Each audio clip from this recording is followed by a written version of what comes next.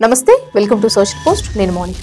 భారతదేశానికి పొరుగున ఉన్న మరో దేశం కూడా అగ్నికి ఆహుతవుతోంది. నేపాల్లో సోషల్ మీడియాపై నిషేధాన్ని తీవ్రంగా వ్యతిరేకించారు. జనం వీధుల్లోకి వచ్చారు, ప్రభుత్వాన్ని గద్దెదించారు. దేశంలో జరిగిన భారీ ప్రభుత్వ వ్యతిరేకత నిరసనల దృష్ట్యా నేపాల్ ప్రధానమంత్రి కేపీ శర్మ ఓలీ మంగళవారం తన పదవికి రాజీనామా కూడా చేశారు. గత వారం వరకు శాంతియుతంగా అనిపించిన నిర్ణయం కారణంగా నేపాలీ యువత తిరుగుబాటు చేశారు. అక్కడ రక్తపాత వివాదం ప్రారంభమైంది. ప్రధానమంత్రి ఓలీ రాజీనామా చేయాల్సి వచ్చింది. అన్నింటికంటే ఓలీ ఆ పదవిని విడిచిపెట్టడానికి గల కారణాలేంటి, తప్పులేంటి? జనరల్ జెడ్ ఆధ్వర్యంలో నిరసనకారులు రాజధాని కాఠ్మండూలోని అనేక ప్రాంతాల్లో ప్రధానమంత్రి ఓలీకి వ్యతిరేకంగా నినాదాలు చేస్తూనే ఉన్నారు. అనేక చోట్ల దహనకాండ కొనసాగుతోంది. నేపాల్ విదేశాంగ మంత్రిని, ఆయన కుటుంబ సభ్యులను తీవ్రంగా కొట్టారు. ఆ కోపం ఎంత పెరిగిందంటే అనేక మంది నాయకులు, మంత్రుల ఇళ్లను ధ్వంసం చేసి నిప్పంటించారు. తీవ్ర హింస మధ్య హోంమంత్రి రమేష్ లేఖక్ తన పదవికి రాజీనామా చేశారు. ప్రధానమంత్రిని రాజీనామాకు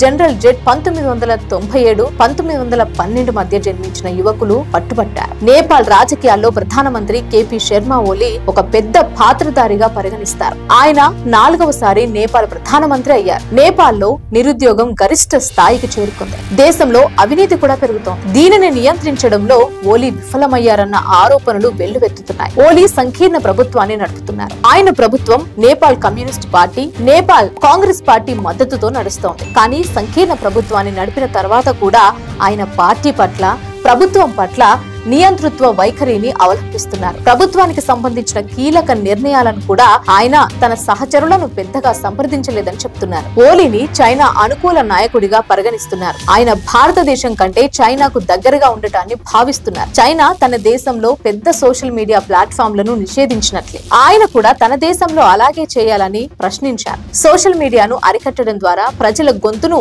అణిచివేయడానికి ఆయన ప్రయత్నిస్తున్నారు. కానీ సోషల్ మీడియాను నిషేధించాలనే ఆయన నియంతృత్వ ఏకపక్ష నిర్ణయం ఆయనకు వ్యతిరేకంగా మారింది. నేపాల్ ఒక భూపరివేష్టిత దేశం. భారతదేశం, చైనా దాని ముఖ్యమైన పొరుగు దేశాలు. ఓలీ భారతదేశ వ్యతిరేకి. గత నెలలో భారత విదేశాంగ కార్యదర్శి విక్రమ్ మిశ్రీ నేపాల్ పర్యటనలో ఉన్నప్పుడు అతను ఓలీని ఢిల్లీ సందర్శించడానికి ఆహ్వానించారు. ముందుగా ఆయన రావాలని అనుకున్నారని, కానీ తర్వాత దానిని రద్దు చేసుకున్నారని చెప్తున్నారు. ఓలీ ప్రధానమంత్రిగా 4వసారి పదవీ కాలం వివాదాల్లో చిక్కుకుంది. భారతదేశంతో ఆయనకు సంబంధం ఇంకా చేదుగానే ఉంది. ప్రధాని ఓలీ అవసరమైన జాతీయవాద వైఖరిపై భారతదేశం ఆగ్రహం వ్యక్తం చేస్తుంది. లిపులేక్ సరిహద్దుకు సంబంధించిన అంశంపై ఆయన భారత వ్యతిరేక భావాలను రెచ్చగొట్టడానికి ప్రయత్నించారు. గత వారం చైనాలోని టియాన్జిన్ నగరంలో జరిగిన షాంఘై సహకార సంస్థ శిఖరాగ్ర సమావేశానికి కూడా నేపాల్ ప్రధాని ఓలీ హాజరయ్యారు. ముందుగా ఆయన ప్రధానమంత్రి మోదీతో ద్వైపాక్షిక సమావేశం నిర్వహించాలని అనుకున్నారు. కానీ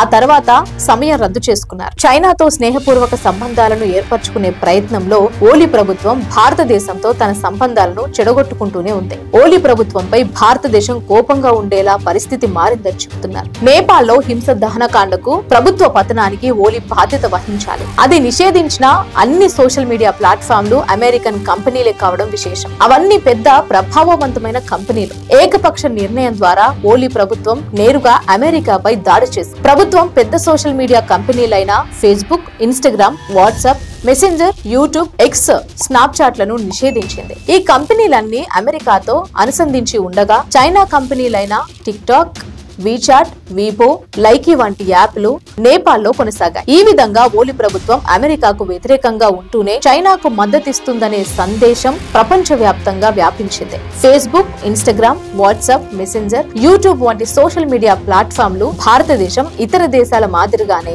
నేపాల్లో బాగా ప్రాచుర్యం పొందాయి. నేపాల్ ప్రభుత్వ నిర్ణయంపై యువతరం ఆగ్రహం వ్యక్తం చేసింది. కేపీ శర్మ ఓలీ నేపాల్ ప్రధానమంత్రిగా 4వసారి అయి ఉండొచ్చు. కానీ యువతరానికి వ్యతిరేకంగా తీసుకున్న నిర్ణయం తనపై ఎదురుదెబ్బ తగులుతుందని ఆయన గ్రహించలేకపోయారు. గత వారం పీఎం ఓలీ సోషల్ మీడియాను నిషేధించాలని నిర్ణయించుకున్నప్పుడు ఆయన జనరల్ జెడ్ అంటే యువతరంతో మాట్లాడలేదు. ఈ నిర్ణయానికి వ్యతిరేకంగా ప్రజలు వీధుల్లోకి వచ్చినప్పుడు కాఠ్మండ్తో పాటు నేపాల్ అంతటా నిరసనలు తీవ్రమయ్యాయి. ప్రభుత్వం నిరసనకారులపై కాల్పులు జరపాలని ఆదేశాలు కూడా జారీ చేశారు. ఇక ఇదిలా ఉంటే సోమవారం జరిగిన కాల్పుల సంఘటనలో 19 మంది మరణించగా 350 మందికి పైగా గాయపడ్డారు. విద్యార్థుల నాయకత్వం వహిస్తున్న నిరసనలలో సామాన్య ప్రజలు కోపం కనిపిస్తోంది. కర్ఫ్యూ, భద్రతా దళాలను భారీగా మోహరించినప్పటికీ నిరసనకారులు రాజధాని కాట్మాండ్ సహా ఇతర ప్రదేశాలలో భారీ ప్రదర్శనలు నిర్వహించారు. ప్రభుత్వం ఇప్పుడు నిషేధాన్ని ఎత్తివేసి ఉండొచ్చు, కానీ తిరుగుబాటు నిప్పురవ్వ ఇంకా మండుతూనే ఉంది. ఈ మంట